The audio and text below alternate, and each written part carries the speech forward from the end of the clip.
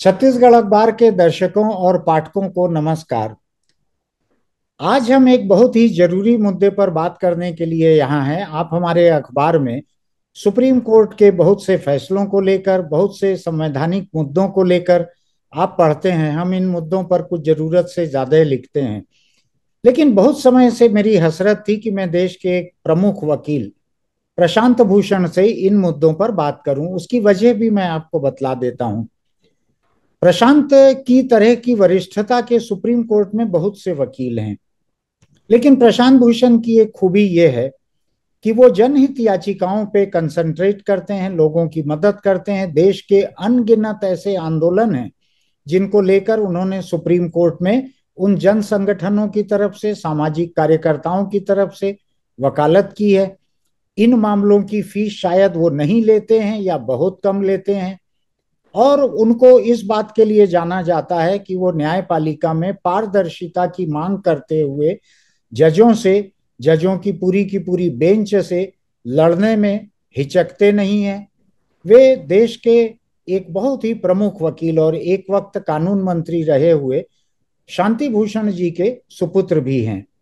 और शांति भूषण जी और प्रशांत भूषण जी, इन दोनों ने न्यायपालिका में पारदर्शिता की मांग करते हुए कई बार टकराव मोल लिए। कई बार मैं बहुत दिलचस्पी से ऐसे हर मामले को सुनते रहा। वे चाहते हैं कि अदालतों में जज जज जो हैं वो संदेह से बिल्कुल परे रहें। वो चाहते हैं कि जजों से लोग उनकी दौलत के बारे में सवाल कर सकें। वो चाहते हैं कि जज अगर संदेह के दायरे में घिरे हुए हैं तो उनको वहां नहीं रहना चाहिए। वो अदालत के ऊपर जनता का भरोसा कायम रखना चाहते हैं। लेकिन इन मुद्दों के साथ साथ प्रशांत भूषण देश के दर्जनों अलग अलग मामलों से जुड़े रहे हैं, दर्जनों अलग अलग आंदोलनों से जुड़े रहे हैं। तो मैं ज्यादा समय खराब करना नहीं चाहता। प्रशांत जी ने समय निकाला है, यही बड़ी बात है। और मैं आपकी तरफ से उनसे कुछ बुनियादी सवाल करना चाहता हूं। प्रशांत जी, आपका बहुत स्वागत है इस कार्यक्रम में। बहुत बहुत धन्यवाद। प्रशांत जी, मैं ये समझना चाहता हूं कि हायर जुडिशरी, जिससे आपका कई बार टकराव होते रहा, और आपने कोई शौकिया टकराव नहीं किया, बुनियादी मुद्दों को लेकर टकराव किया, संदेह और भ्रष्टाचार के बादल छांटने के लिए टकराव किया। आज आपको हायर जुडिशरी देश की कैसी लग रही है? देखिए, आज तो शायद अपने सबसे निचले स्तर पर आ गई है। मैं आज का मतलब ये है कि पिछले कुछ सालों में कह रहा हूँ। जी। ऐसे तो बहुत कुछ जो मौजूदा चीफ जस्टिस होते हैं उनके ऊपर डिपेंड करता है। जी। जुडिशरी किस तरह से काम कर रही है, क्या काम कर रही है, कितना स्वतंत्रता से सरकार के सामने खड़ी है, जी। ये सब काफी कुछ मौजूदा चीफ जस्टिस के ऊपर निर्भर होता है। जी। और अभी मौजूदा चीफ जस्टिस, पहले कुछ जो चीफ जस्टिस आए हैं पिछले कुछ सालों में, उनसे कुछ बेहतर हैं। जी। तो इस वजह से अगर हम आज की व्याख्या करें, आज का मतलब बिल्कुल आज, हाँ। तो शायद पिछले 5 सालों में से थोड़ा बेहतर है। जी। लेकिन अगर हम पिछले 5 साल या पिछले 7 साल का देखें कि पिछले 5-7 साल में क्या हुआ जुडिशरी में, तो हम ये पाएंगे कि न्यायपालिका ने सबसे पहले तो अपनी स्वतंत्रता खो दी, काफी हद तक खो दी, जी। और सरकार के सामने एक तरह से घुटने टेक लिए। जी। और कोई भी बड़ा फैसला जिसमें सरकार को बहुत सीरियस इंटरेस्ट हो, जी। वो सरकार के खिलाफ नहीं किया, चाहे उसमें कितना भी जनहित इन्वॉल्व रहा हो। जी। दूसरी बात यह है कि उतनी गंभीरता, जितनी गंभीरता जैसे कृष्ण अय्यर के जमाने में या पुराने जो जजेस थे 30-40 साल पहले, जी। उनके जमाने में जितनी गंभीरता से फैसले दिए जाते थे, जितना जनहित का ख्याल रखा जाता था, या जस्टिस भगवती के समय भी जो सिचुएशन थी, उससे सुप्रीम कोर्ट का आज का स्तर काफी नीचे आ गया है। जी। तो स्वतंत्रता भी कम हुई है, गंभीरता भी कम हुई है। और जहां तक ईमानदारी की बात है, मुझे लगता है कि कम से कम, मैं ये तो नहीं कह सकता कि पिछले 5 साल, 5-7 साल में जजों की ईमानदारी की जो परसेंटेज कह सकते हैं, वो कुछ कम हुआ है। ये कहना तो बड़ा मुश्किल है। अगर हम पिछले 20 साल या 25 साल का देखें, लेकिन पिछले 20-25 साल में डेफिनेटली ईमानदारी का स्तर भी सुप्रीम कोर्ट का कम से कम और हाई कोर्ट्स का गिरा है। जी। और एक नई बात जो हाल में देखने को मिली है, कम से कम मोदी सरकार के दौरान, कि बहुत सारे ऐसे जज आ गए हैं, कई सारे ऐसे जज आ गए हैं जो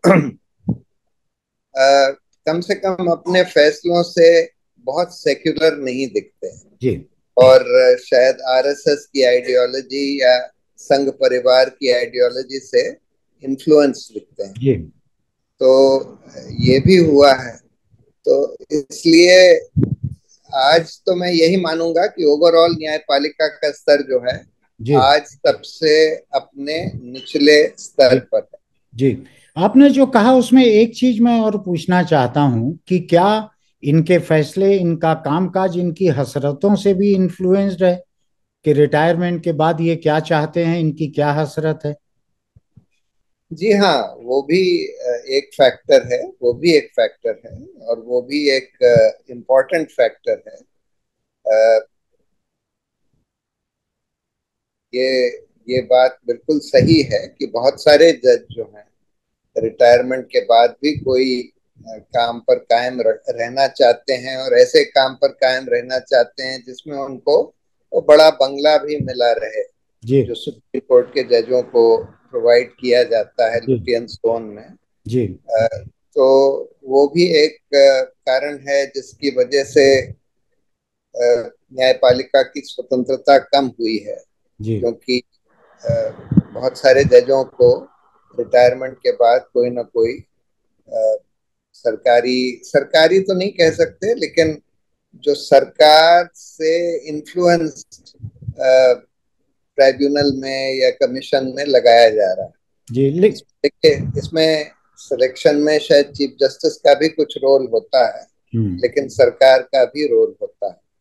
लेकिन मैं तो ये ट्रिब्यूनल वगैरह और जो पीसीआई जैसे जो ऑर्गेनाइजेशन है, इंस्टीट्यूशन है, जहां जजेस के लिए रख दी गई है बंदिश की जज रहेंगे रिटायर्ड जज, मैं उनसे परे की बात कर रहा हूं। जिस तरह से एक रिटायर्ड सीजेआई राज्यसभा चले गए, कोई दूसरे जजेस रिटायर होके राजभवन में चले गए, जहां पर जाना कोई जज को रखने की बंदिश नहीं है कि राज्यसभा में 2 रिटायर्ड जज होने चाहिए या 3 राजभवन में रिटायर्ड जज होने चाहिए।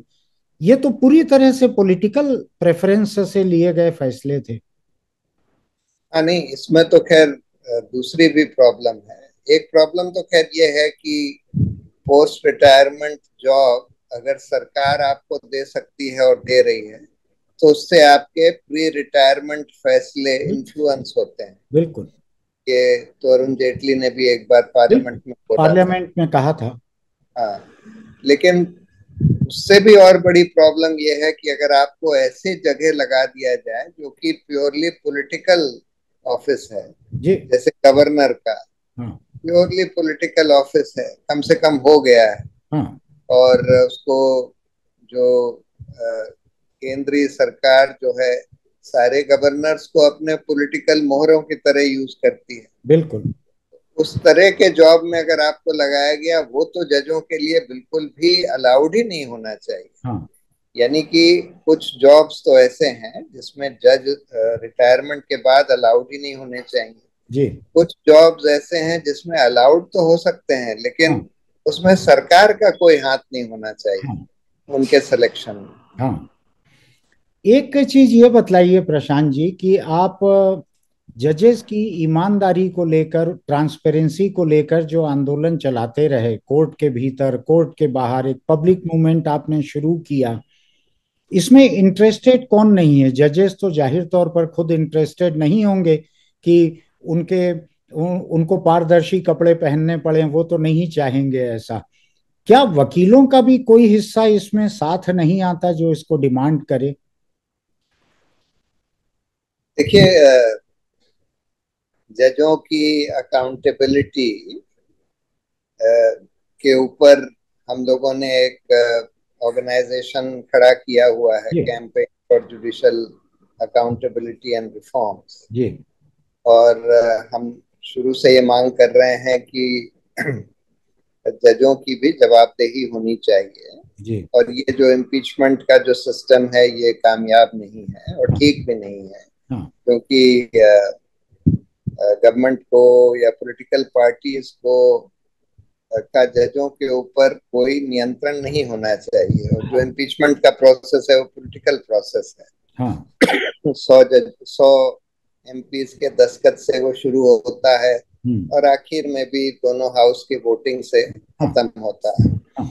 तो वो ठीक नहीं है। और एक स्वतंत्र संस्था होनी चाहिए जो सरकार से भी स्वतंत्र हो और जजों से भी स्वतंत्र हो, जी। और जिसके पास लोग किसी भी जज के खिलाफ कंप्लेंट भेज सकें हाँ और जो उसकी जांच करके उचित फैसला ले सके जज की हाँ बात सुनकर, हाँ। कि उसको हटाने की जरूरत है या उसके ऊपर कोई और उसको ट्रांसफर करने की जरूरत है, क्या जरूरत है। जी।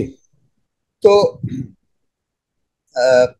अनफॉर्चुनेटली ये मांग हर एक जना मानता है कि ये मांग जायज है, जी लेकिन दुर्भाग्य की बात यह है कि ना तो सरकार इस सुधार में इंटरेस्टेड है, जी। ना ही न्यायपालिका इंटरेस्टेड है। हम्म। और अनफॉर्चुनेटली लॉयर्स ऑर्गेनाइजेशंस की तरफ से भी कोई इसके ऊपर दबाव नहीं डाला जा रहा। जी।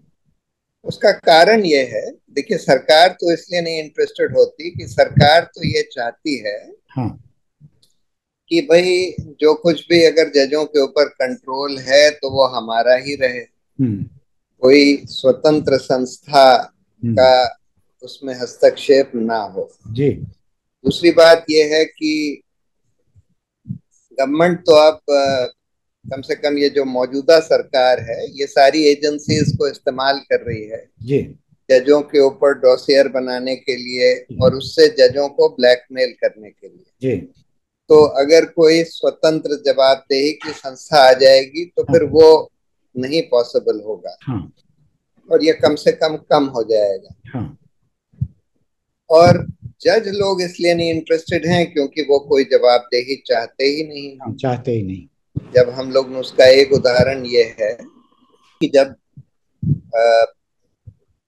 जस्टिस दीपक मिश्रा के खिलाफ सरकार ने सीबीआई की जांच करवाई जी तो मेडिकल कॉलेज स्कैम में, जी। तो हम लोग सुप्रीम कोर्ट एक जनहित याचिका लेकर गए हाँ। और हमने उसमें ये बोला कि देखिए ये सरकारी संस्था चीफ जस्टिस की जांच करे ये ठीक नहीं है, हम्म।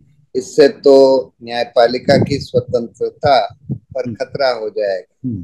तो इसलिए एक स्वतंत्र एसआईटी बनानी चाहिए हाँ सुप्रीम कोर्ट को हाँ। और वो जांच करे। हम्म। लेकिन दुर्भाग्य की बात यह है कि वो चीफ जस्टिस खुद ही नहीं चाहते थे हम्म। कि उनकी जांच कोई स्वतंत्र संस्था करे। हम्म। वो यही चाहते थे कि हम्म। सरकारी संस्था सीबीआई करती हाँ रहे, हाँ क्योंकि सरकार से तो आप डील कर सकते हैं हाँ और ऐसा लगता है कि डील करी भी गई। हाँ लेकिन स्वतंत्र संस्था से तो आप डील नहीं कर हाँ पाएंगे। हाँ। तो जज लोग ये चाहते हैं कि या तो कोई जांच हो ही ना, हम्म। और जो भ्रष्ट जजेस हैं वो ये चाहते हैं कि भाई भाई ये सरकार की एक एजेंसी कर ले हाँ वही बेहतर है, हाँ बजाय कोई स्वतंत्र संस्था करे। हाँ तो इस वजह से जजेस भी इसके फेवर में नहीं है हाँ। कि कोई यानी स्वतंत्र संस्था बने। यानी शेर चाहता है कि मेमने से उसकी जांच करवा लो या खरगोश से करवा लो, वहां तक ठीक है। नहीं नहीं, वो ये चाहता है कि जिससे हम डील कर सकें हाँ उससे करवा लो, हाँ तो हम तो डील कर लेंगे हाँ और या फिर कोई जांच हो ही ना। हाँ। मतलब कोई ठोस संस्था, स्वतंत्र संस्था ना बने जी जो कि भ्रष्टाचार के खिलाफ जांच कर ले। जी ये हमने देखा है कि बाय एंड जी लार्ज जुडिशरी की ये इंक्लिनेशन रही है। जी और जब हमने जनहित याचिका भी जुडिशियल रिफॉर्म्स पर फाइल करी, जी तो देखते हैं कि देखिए, अगर हम पुलिस रिफॉर्म्स पर फाइल करते हैं, सीबीआई रिफॉर्म्स पर फाइल करते हैं, इलेक्टोरल रिफॉर्म्स पर फाइल करते हैं, उसमें तो कभी कभी हाँ न्यायपालिका अच्छे फैसले दे देती है हाँ कि हाँ, ये रिफॉर्म्स होने चाहिए। हाँ लेकिन अगर हम जुडिशियल रिफॉर्म्स के ऊपर फाइल करते हाँ हैं, तो वहां पर we have always drawn a blank. हाँ यानी कि वहां पर कोर्ट जो है कोई मूवमेंट नहीं करना चाहता। यानी कि जो भी सड़ी गली व्यवस्था है, हाँ न्यायिक व्यवस्था, हाँ वही चलती रहे। ये बाय एंड लार्ज जजों को सूट करने लगा है। उसका हाँ उसका भी एक कारण है, वो मैं एक कारण बताता हूँ। हाँ देखिए, आज आर्बिट्रेशन की एक बहुत बड़ी इंडस्ट्री खुल गई है जी कि जिन जजों को पोस्ट रिटायरमेंट सरकारी नौकरी नहीं नहीं मिलती, मिलती। वो आर्बिट्रेशन करते हैं। और कई हाँ, लोग सरकारी नौकरी के साथ भी आर्बिट्रेशन करते हैं। अच्छा। आर्बिट्रेशन में बेइंतहा पैसे मिलते हैं जजों को, 2 लाख रुपए पर हियरिंग। और कई कई जजेस जो हैं, दो दो तीन तीन आर्बिट्रेशन केसेस की हियरिंग एक ही दिन कर लेते हैं। अच्छा। यानी कि 4-6 लाख रुपए रोज कमाई होती है आर्बिट्रेशन के जरिए जजों की। ये एक ऐसी इंडस्ट्री हो गई है जिसमें कि करीब करीब सारे जजों को इंटरेस्ट हो गया है, करीब करीब सारे जज ये करने लगे। अब ये इंडस्ट्री इसलिए चल रही है क्योंकि हमारी न्यायिक व्यवस्था चरमराई हुई है। अगर न्यायिक व्यवस्था सुधर जाती है और इफेक्टिव हो जाती है, तो ये आर्बिट्रेशन इंडस्ट्री बंद हो जाएगी। तो जो मौजूदा जजेस हैं, हम्म, उनको भी एक वेस्टेड इंटरेस्ट हो गया है हाँ इस आर्बिट्रेशन इंडस्ट्री को चलाने में। हाँ और वो तभी चलेगी जब न्यायिक व्यवस्था ना चले। हाँ तो ये एक दूसरा एक परवर्स इंसेंटिव आ गया है हाँ कि भाई न्यायिक व्यवस्था के सुधार करने की जरूरत नहीं। हाँ, ये उसी तरीके का है जैसे कि बीएसएनएल जब तक ठप्प नहीं होगा तब तक एयरटेल और जियो कैसे चलेगा। बिल्कुल बिल्कुल। बीएसएल बीएसएनएल को ठप्प रखा जाए। बिल्कुल बिल्कुल उसी तरह। और तीसरी बात जो आपने पूछी कि वकील संगठन क्यों नहीं हम्म, न्यायिक जवाबदेही में हाँ पहल क्यों नहीं करते, हाँ उसका कारण ये है कि आजकल तो देखिए, अभी सुप्रीम कोर्ट बार एसोसिएशन का इलेक्शन हुआ हम्म और एक ऐसे आदमी को प्रेसिडेंट इलेक्ट कर लिया गया हम्म जो कि सिर्फ लोगों को खिलाते पिलाते हैं, जजों को खिलाते पिलाते हैं, उनको फॉरेन टूर्स पर ले जाते हैं। अच्छा। ऐसे लोगों का इलेक्शन आज बार एसोसिएशन वगैरह में हो रहा है।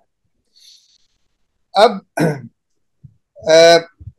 इन लोगों का तो धंधा ही इस पर चलता है कि भाई जजों की खुशामद करके उनसे कोई फैसले ले लो, जजों को कुछ देकर उनसे उनके जरिए कुछ फैसले ले लो। प्रॉब्लम बहुत सीरियस हो गई है।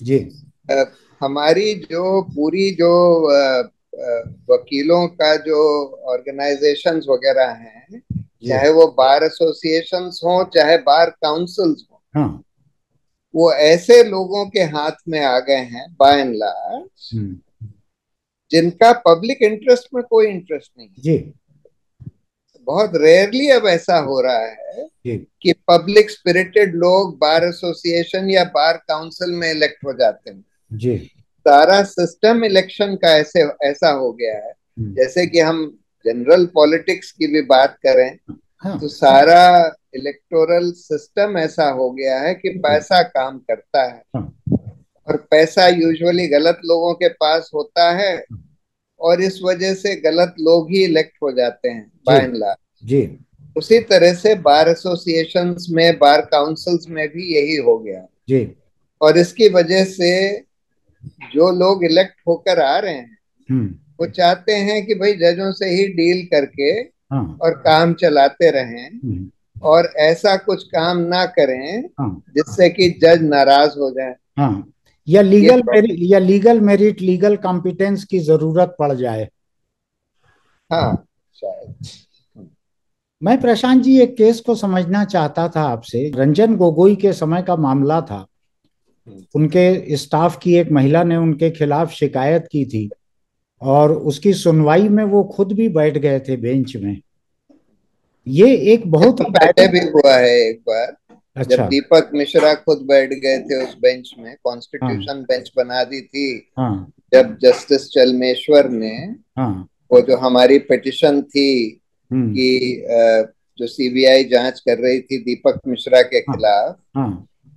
उसकी जांच एक स्वतंत्र एसआईटी को सौंपी जाए, हाँ। तो उस केस में दीपक मिश्रा खुद बैठ गए थे कॉन्स्टिट्यूशन बेंच बनाकर। अच्छा। मैंने उनसे बोला भी कि भाई आप इसमें नहीं बैठ सकते, आपका तो कॉन्फ्लिक्ट ऑफ इंटरेस्ट है। हाँ, बिल्कुल डायरेक्ट।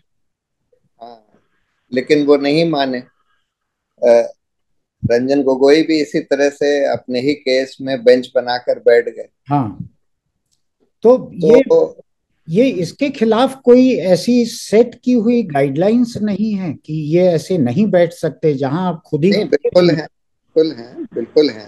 हम्म। बिल्कुल क्लियर प्रिंसिपल सुप्रीम कोर्ट ने ले डाउन किया हुआ है हम्म। कि जहां पर कॉन्फ्लिक्ट ऑफ इंटरेस्ट हो, हम्म। किसी भी तरह का रिमोट कॉन्फ्लिक्ट ऑफ इंटरेस्ट भी हो, हाँ। जहां पर किसी लिटिगेंट को ये रीजनेबल एप्रिहेंशन ऑफ बायस हो सकता बिल्कुल। है, बिल्कुल। वहां पर जज नहीं सुन सकते। हाँ। और यहाँ तो सिर्फ रीजनेबल एप्रिहेंशन ऑफ बायस ही नहीं, बल्कि मैंने तो डायरेक्टली बोला था दीपक मिश्रा से हम्म। कि भाई आपको इसमें नहीं बैठना चाहिए, आप ही के खिलाफ ये जांच हो रही है, हाँ। या आप ही के केस में जांच हो रही है, जी। और उसी का केस है ये। हम्म। सो लेकिन वो नहीं माने। अब आखिर में चीफ जस्टिस खुद बेंच बना देता है। हाँ। दीपक मिश्रा ने भी खुद बना दी, रंजन गोगोई ने भी खुद बना दी, अब आप हाँ। किससे बोलेंगे हाँ। अगर वो खुद ही नहीं मानने के लिए तैयार हैं। और इम्पीचमेंट इतना आसान है नहीं, खासकर जो लोग, जैसे कोई राम मंदिर जैसा फैसला दे रहा है मनचाहा, कोई और कोई फैसला दे रहा है, तो उनके खिलाफ कोई इम्पीचमेंट का आसार भी नहीं है पार्लियामेंट में। नहीं, इम्पीचमेंट कोशिश करी गई थी, दीपक मिश्रा के केस में करी गई थी। जी। कांग्रेस ने कोशिश करी थी, और राज्यसभा के 50 से ज्यादा एमपी ने इम्पीचमेंट मोशन दस्तखत किया था। जी। और वो इम्पीचमेंट मोशन उस समय के जो वाइस प्रेसिडेंट थे, ये अपने क्या नाम था इनसे पहले वाले, धनखड़ से पहले वाले, जी। वेंकैया नायडू, हाँ। उन्होंने उस मोशन को ही रिजेक्ट कर दिया, एडमिट ही नहीं किया। अच्छा। जबकि उनके पास कोई अख्तियार नहीं था रिजेक्ट करने का। हम्म। उसको हम लोगों ने चैलेंज किया हम्म। सुप्रीम कोर्ट में, हम्म। और वो चैलेंज भी, उस वो बेंच भी इन्होंने, दीपक मिश्रा ने बनाई कि कौन सी बेंच सुनेगी, और उन्होंने उसको डिसमिस कर दिया उस पिटिशन। प्रशांत जी, ये बतलाइए कि हिंदुस्तान में जजों को अपॉइंट करने का जो सिस्टम है, कॉलेजियम सिस्टम, ये भी बहुत तरह की कंट्रोवर्सी से घिरे रहता है। दूसरे तरफ मैं अपनी बड़ी सीमित जानकारी से देखता हूं कि अमेरिकन सुप्रीम कोर्ट वगैरह में जो जजेस आते हैं, वो लंबी सीनेट हीयरिंग के बाद, लंबी स्क्रूटनी के बाद बनते हैं। क्या हमारे यहाँ जजेस की इस तरह की कोई स्क्रूटनी नहीं होनी चाहिए अपॉइंट होने के पहले? नहीं, होनी तो चाहिए, लेकिन खैर सेनेट का भी जो सिस्टम है वो ठीक नहीं है। वो ज्यादातर पार्टी लाइंस पर चलता है, हाँ। हमने हाँ। देखा है। हाँ। तो वहाँ तो प्रेसिडेंट ही अपॉइंट करता है, और उसके बाद फिर सेनेट में कॉन्फर्मेशन भी पॉलिटिकल बेसिस पर हो जाता है। हाँ। तो वो सही नहीं है सिस्टम। अच्छा। कायदे से तो सिलेक्शन जो है एक बिल्कुल स्वतंत्र जुडिशियल अपॉइंटमेंट कमीशन के द्वारा होना चाहिए। वो हम्म। कमीशन जो इन लोगों ने प्रपोज किया था वो नहीं। हाँ। उसमें तो एक्स ऑफिशियो था, पहली बात तो वो फुल टाइम मेंबर्स का नहीं था। हम्म। मैं एक एक सिटिंग लॉ मिनिस्टर थे, और सिटिंग चीफ जस्टिस और दो सीनियर जजेस थे और कुछ जूरिस्ट जो कि लॉ मिनिस्टर और चीफ जस्टिस मिलकर अपॉइंट करते थे, वो थे। नाउ उसमें उसको इसीलिए सुप्रीम कोर्ट ने स्ट्राइक डाउन कर दिया, ये कह के कि भाई इसमें तो गवर्नमेंट का काफी कंट्रोल हो जाएगा, सेक्रेटेरिएट भी लॉ मिनिस्ट्री में था उसका, तो इसलिए उसको सुप्रीम कोर्ट ने स्ट्राइक डाउन कर दिया, ये कह के कि भाई इंडिपेंडेंस ऑफ जुडिशरी के खिलाफ है ये जी। तो कायदे से जो होना चाहिए, एक कोलिजियम सिस्टम भी ठीक नहीं है। कोलिजियम सिस्टम इसलिए ठीक नहीं है क्योंकि जो कोलिजियम के जजेस हैं उनके पास समय नहीं होता जी इसको देखने का कि भाई कौन लोग जोन ऑफ कंसिडरेशन में हो सकते हैं, किसका कैसा काम है, उनका रिकॉर्ड ठीक से देखने का समय नहीं होता क्योंकि वो लोग अपने जुडिशियल वर्क में बहुत बिजी हैं। हाँ। और इसी वजह से नेपोटिज्म और भाई भतीजावाद खूब चलता है। हाँ। जैसे अरुण मिश्रा ने अपने भाई को बनवा दिया, किसी और ने अपने कोई और जूनियर को बनवा दिया, ये सब खूब चलता है। हाँ। इस कोलिजियम सिस्टम में भी। हाँ। ये तो ठीक है कि जो सरकार जो अपॉइंटमेंट करती थी उससे तो बेहतर है क्योंकि थोड़े और इंडिपेंडेंट जजेस इसके थ्रू सेलेक्ट हो पाते हैं। अच्छा। लेकिन इसमें भी बेस्ट जजेस नहीं सेलेक्ट हो पाते। और अभी तो खैर हम ये भी देख रहे हैं कि ये सरकार से भी कॉम्प्रोमाइज कर लेते हैं क्योंकि सरकार जो कोलिजियम ने नाम रेकमेंड किए हैं उनको कई बार अपॉइंट ही नहीं करती, नोटिफिकेशन ही नहीं इशू करती, जबकि सरकार की ड्यूटी है कि नोटिफिकेशन इशू करे क्योंकि कोलिजियम की रिकमेंडेशन फाइनल होती है। लेकिन जब सरकार नहीं करती तो कायदे से सुप्रीम कोर्ट को कंटेम्प्ट एक्शन लेना चाहिए लॉ मिनिस्टर के खिलाफ।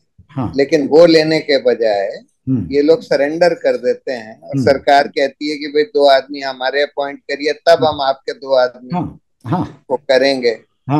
तो सरकार को मतलब कोलिजियम भी जो है कॉम्प्रोमाइज कर लेता है, मिल बांट के तय कर लेते हैं। हाँ, मिल बांट के तय कर लेते हैं। तो ये हो रहा है, काफी हो रहा है।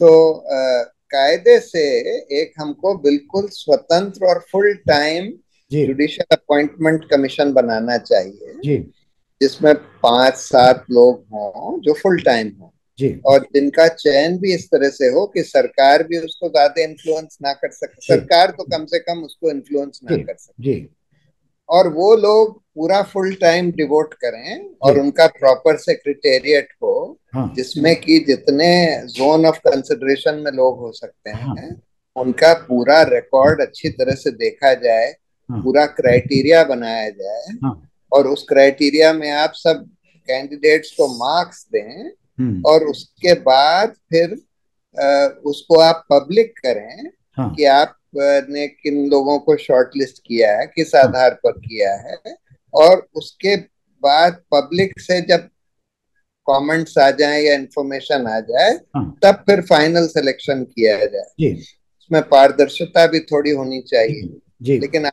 तो कोई पारदर्शिता भी नहीं है और बहुत आर्बिट्ररीनेस है जिसकी वजह से बहुत नेपोटिज्म वगैरह चलता है।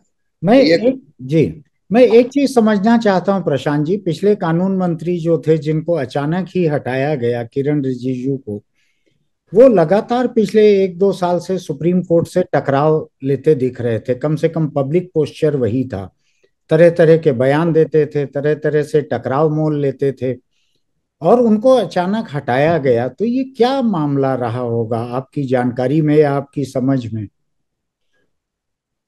मुझे ठीक पता नहीं कि उनको हटाने की क्या वजह होगी। यही हो सकता है कि सरकार की कुछ चीफ जस्टिस से बात हुई हो और चीफ जस्टिस ने बोला हो कि भाई इस तरह का ये बयान देते जा रहे हैं, ये ठीक नहीं है, तो मैं भी इस वजह से हटा दिया गया। एक चीज मैं ये समझना चाह रहा था, हाई कोर्ट्स जो हैं उनमें कई जगह बहुत खराब जजेस आ जा रहे हैं, तो ये भी तो सुप्रीम कोर्ट का कॉलेजियम ही तय करता है, हाई कोर्ट के जजेस? जी हाँ, सुप्रीम कोर्ट का कोलिजियम ही तय करता है। तो इसके इसके ऊपर कोई बस नहीं रहता? जैसे कई कई राज्यों का मुझको मालूम है, हाई कोर्ट्स का, वहां खुली चर्चा रहती है कि अभी हमारे हाई कोर्ट में एक भी जज ईमानदार नहीं है, या एक जज ईमानदार भी है हमारे यहाँ। इस किस्म की चर्चाएं चलती हैं। तो ऐसे में क्या कर सकते हैं लोग? कोई इम्पीचमेंट तो हो के मुझको ऐसे हटते दिखते नहीं है।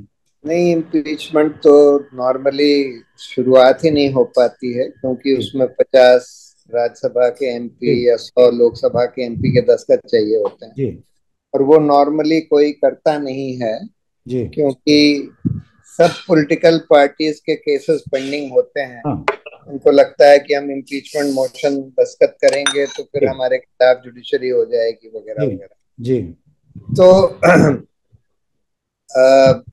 खराब जजेस के नियुक्ति के पीछे तो यही सब है, नेपोटिज्म है। हाँ। जैसे अरुण मिश्रा ने अपने भाई को बनवा दिया हाँ।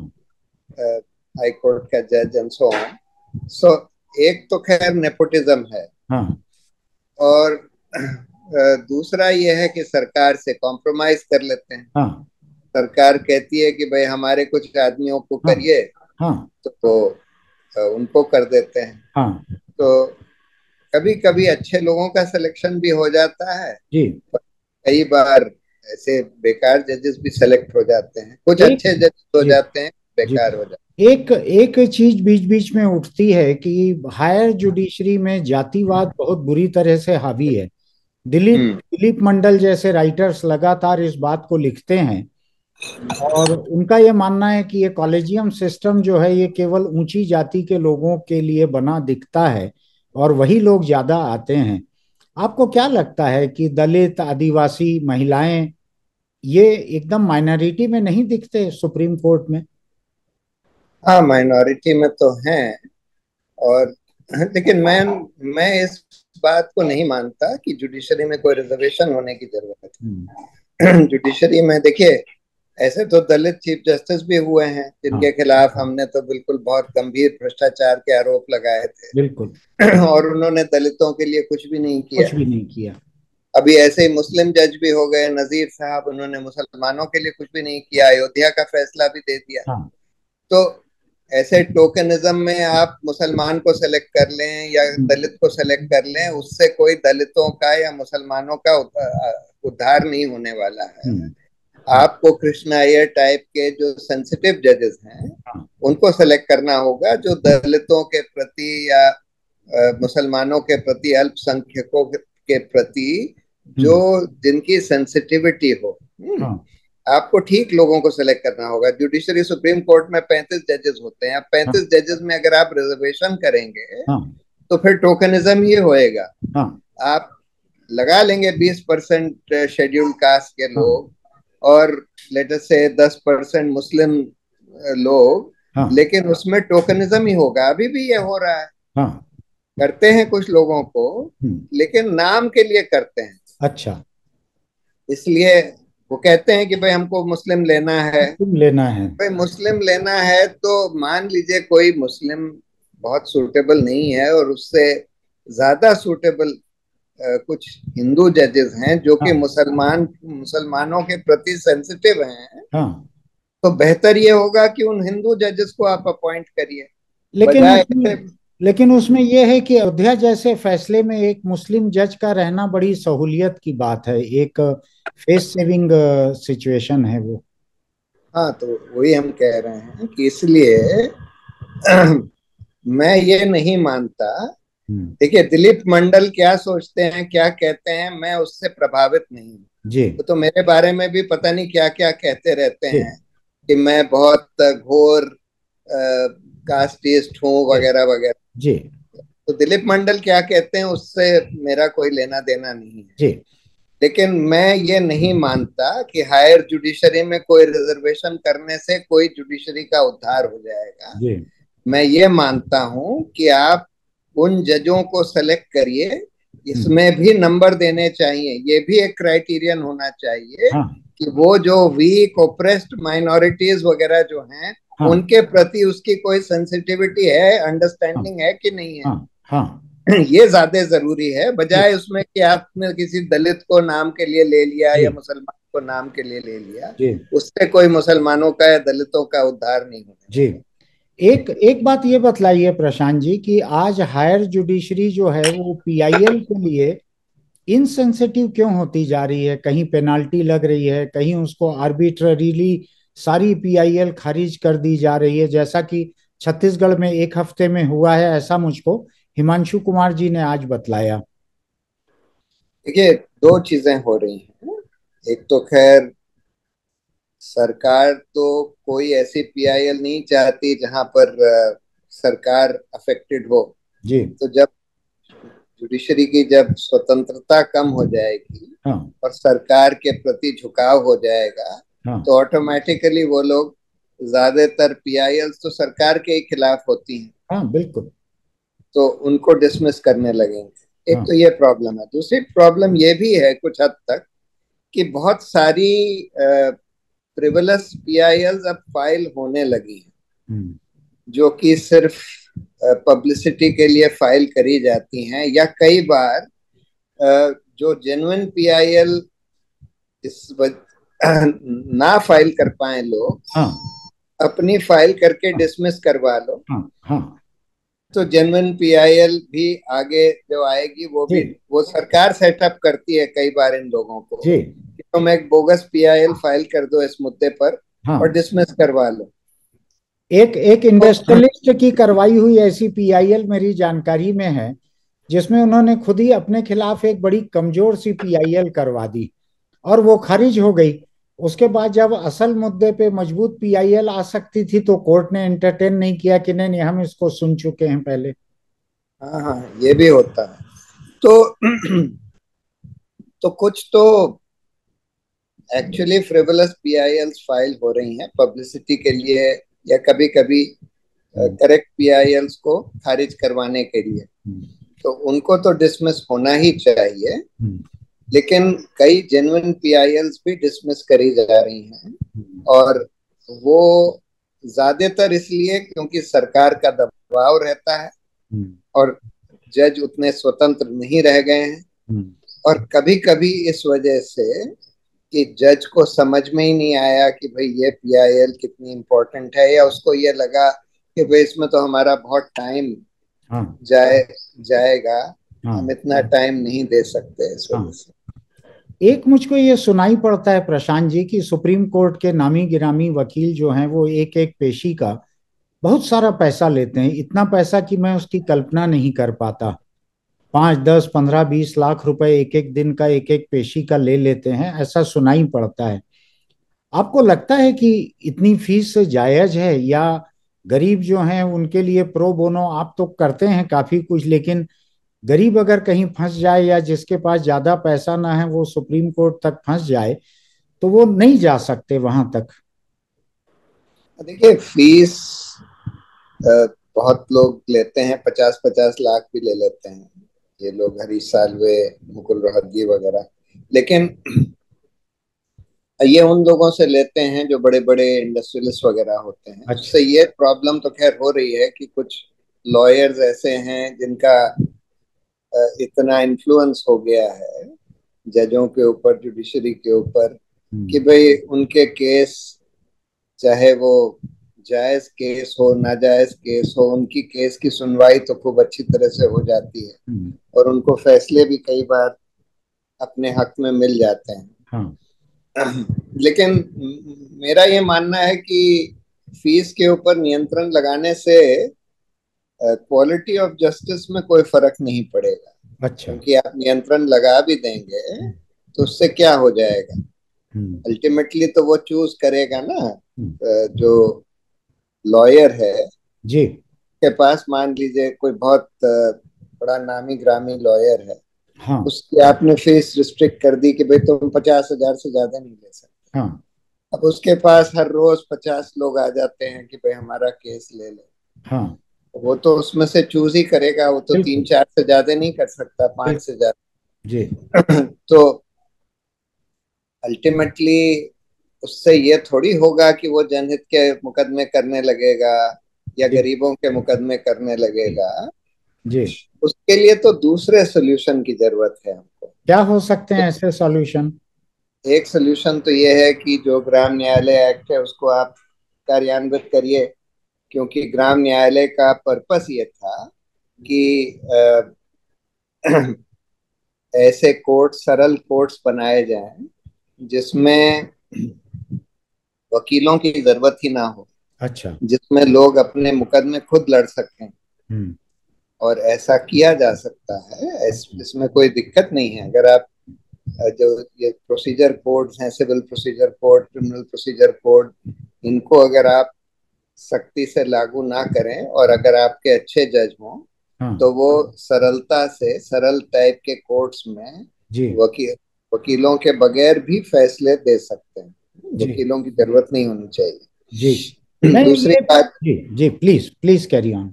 दूसरी बात यह है कि वकीलों को भी थोड़ा पब्लिक इंटरेस्ट ओरिएंटेड होना चाहिए, सोशल इंटरेस्ट ओरिएंटेड होना चाहिए, जिसकी वजह से वो कम से कम गरीबों के केस बहुत कम फीस में या बगैर फीस लिए कर सकें, हम्म। या फिर कम से कम पब्लिक इंटरेस्ट केसेस बगैर फीस लिए। पब्लिक इंटरेस्ट केसेस में फीस कायदे से नहीं लेनी चाहिए, हम्म। और मैं तो पब्लिक इंटरेस्ट केसेस में फीस नहीं लेता हूँ। हम्म। एक मैं अमेरिकन सिस्टम में पढ़ता हूँ कि वहाँ पे ब्लैक्स के लिए या दूसरी जो डिप्राइव्ड कम्युनिटीज हैं उनके लिए वकीलों के कुछ ऑर्गेनाइजेशन काम करते हैं, जो संगठन बने हुए हैं उनके हक के लिए लड़ते हैं। जहां उनका केस रहता है उसको सुप्रीम कोर्ट तक जाके लड़ते हैं। उनको अगर मौत की सजा हुई है तो बचाने के लिए आधी रात तक वो कोर्ट जाके या जज के घर जाके लड़ते हैं। ऐसा कुछ हिंदुस्तान में आपकी जानकारी में है क्या? अ, ऐसे ऑर्गेनाइजेशंस तो हैं, लेकिन उनके पास पैसे नहीं होते कि वो लॉयर्स वगैरह को एंगेज कर सकें। वो हम्म। ये तो करते हैं कई बार कि पब्लिक स्पिरिटेड लॉयर्स, कई ऐसे पब्लिक स्पिरिटेड लॉयर्स हैं हिंदुस्तान में, ऐसा नहीं है कि यहाँ पर नहीं है, जी। जो कि ऐसे जो जिनके खिलाफ बहुत इंजस्टिस हुआ है, जैसे कि मुसलमानों के खिलाफ जो हो रहा है आज, हम्म। या दलितों के खिलाफ जो हो रहा है, जी। अ, या गरीब लोगों के खिलाफ जो इंजस्टिस हो रहा है, किसी की झुग्गी तोड़ी जा रही है, हम्म। किसी रेडी पटरी वाले को हटाया जा रहा है, वगैरह वगैरह, उनके जी। केसेस कर लेते हैं। पर हाँ। कई बार फीस नहीं चार्ज करते। हम्म। कुछ ऑर्गेनाइजेशंस हैं इन लोगों के, जैसे नेशनल एसोसिएशन ऑफ स्ट्रीट हाँ। वेंडर्स है। हाँ। तो उनके पास पैसे वैसे तो नहीं होते, लेकिन वो हम्म। कम से कम कुछ स्ट्रीट वेंडर्स की तरफ से, रेडी पटरी वालों की तरफ से हम्म। कुछ पब्लिक स्पिरिटेड लॉयर्स को अप्रोच कर लेते हैं। हम्म। इस टाइप के ऑर्गेनाइजेशंस हैं, लेकिन हाँ, इस तरह के और ऑर्गेनाइजेशंस होने चाहिए, और उनको कुछ पैसे भी इकट्ठा करने चाहिए, हाँ। कि जिससे कि कम से कम थोड़ी बहुत फीस वकीलों को दे सकें। क्योंकि जी। जो यंग पब्लिक स्पिरिटेड लॉयर्स हैं उनको कुछ पैसों की जरूरत तो होती ही हाँ। है हाँ। अपने काम चलाने के लिए। जी। तो इसलिए उनको फीस देने के लिए उनके पास कुछ पैसे भी होने चाहिए। जी। उस तरह के ऑर्गेनाइजेशंस बनने की जरूरत है। उनको कुछ फंड्स भी कलेक्ट करने की जरूरत है, और जी। लोगों को उस तरह के ऑर्गेनाइजेशंस को पैसे देने की भी जरूरत है, जी। जिससे कि अ, कम फीस वाले पब्लिक स्पिरिटेड लॉयर्स को कम से कम एंगेज किया जा सके। जी। प्रशांत जी, आपने जितना समय दिया था वो पूरा होने को है या हो रहा है, तो मैं एक आखिरी सवाल आपसे करना चाहता हूँ। हाँ, बताइए। इस अदालत की अवमानना का जो मामला है, कंटेम्प्ट टू कोर्ट जो मामला है, आप भी इसको खत्म करने के लिए कई बार आप गए हैं कोर्ट तक, आपने लड़ाई लड़ी है। ये क्यों जुडिशरी अपने आप को इतना इंसुलेट और इतना प्रोटेक्ट करके रखना चाहती है? क्यों क्यों वो डेमोक्रेटिक नहीं होना चाहती? उसका तो सीधा ही, देखिए, ह्यूमन नेचर में है कि जितनी आपके पास पावर हो वो इकट्ठा कर लो, जितनी कम जवाबदेही हो सके उतनी कम जवाबदेही कर लो अपने लिए, कम से कम।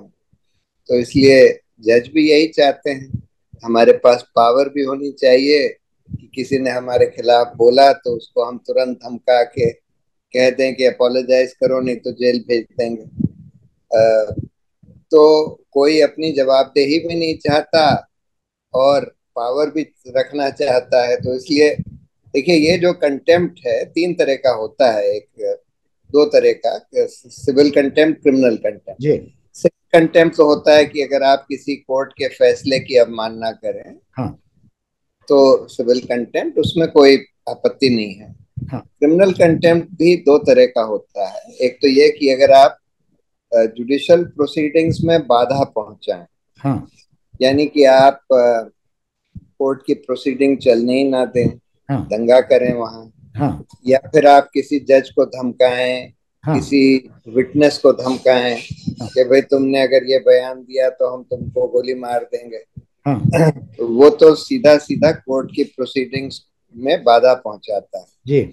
तो इसलिए वो वो क्रिमिनल कंटेम्प्ट में भी कोई आपत्ति नहीं है, वो भी चलना चाहिए। हम्म। लेकिन जो दूसरा जो क्रिमिनल कंटेम्प्ट है, जिसको कहते हैं स्कैंडलाइजिंग द कोर्ट और lowering the authority of the hmm. Court, hmm. इसमें आपत्ति है। हाँ। क्योंकि ये सिर्फ अ, ये तब यूज किया जाता है अगर हाँ। आपने जज को क्रिटिसाइज किया या जुडिशरी को क्रिटिसाइज किया, हाँ। तो उस आधार पर चलाया जाता है। और हाँ। ये एकदम बिल्कुल कॉलोनियल इसका ओरिजिन है। जी। और इंग्लैंड में भी खत्म कर दिया गया है, अमेरिका हाँ। में तो कभी था ही नहीं। हाँ। इंग्लैंड में भी खत्म कर दिया गया है, हाँ। कई साल हो गए। हाँ। लेकिन हिंदुस्तान में उसको चलाया जा रहा है क्योंकि हाँ। हम लोगों ने उसको चैलेंज किया हुआ है। हम लोगों की पिटिशन वहां कर्नाटक में पेंडिंग है, हाई कोर्ट में। हाँ। मैंने, एन राम और अरुण शौरी वगैरह ने जी। मिलकर। जी। लेकिन अब देखिए कब फैसला होता है। ठीक है प्रशांत जी, आपने इतना समय दिया, मैं बहुत आभारी हूँ। आपने बहुत सारे मुद्दों को हमारे लिए डीमिस्टिफाई किया और एक अंडरस्टैंडिंग सबकी बढ़ेगी। मैं फिर कुछ मुद्दों को लेके कभी आपसे समय मांगने की कोशिश करूंगा। तब तक के लिए आपका बहुत धन्यवाद। Thank you.